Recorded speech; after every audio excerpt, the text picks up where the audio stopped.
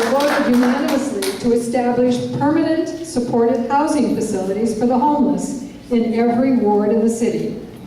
How do you plan to convince residents that they must welcome a permanent homeless residence in their ward?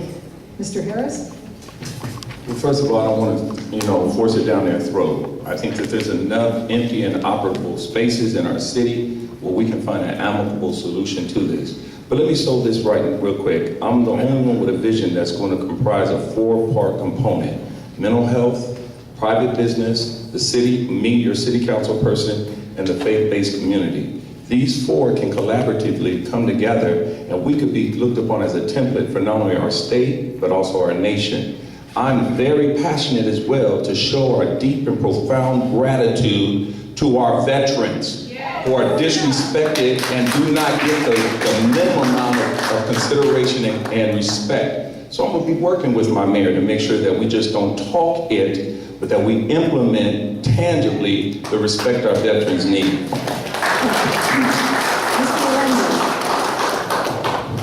Thank you so much. One of the things that I know about the city of Riverside is that we are a giving community and we are a generous community. So when we talk about transitional housing, there are things that we need to have to make the individuals in that housing a success. Those individuals that occupy the housing must have access to public transportation. They must have access to medical or related services, and they must have access to shopping. And I think our community would be willing to assist those in need. Mr. Harris spoke about the veterans. I'm part of a project at Marsh Joint Powers that is going to be building 400 units for our veterans, and it will also provide the needed services. We have built Camp Anza out in the La Sierra area, which houses veterans. We're in the process on the corner of 7th and Chicago of building affordable housing units. We are sensitive and understand the needs of our community, at the same time understand the importance of a quality of life.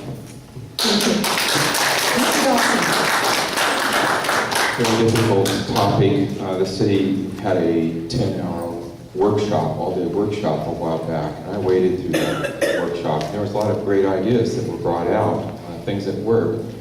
But what was frustrating to me in watching it is it all came down to money.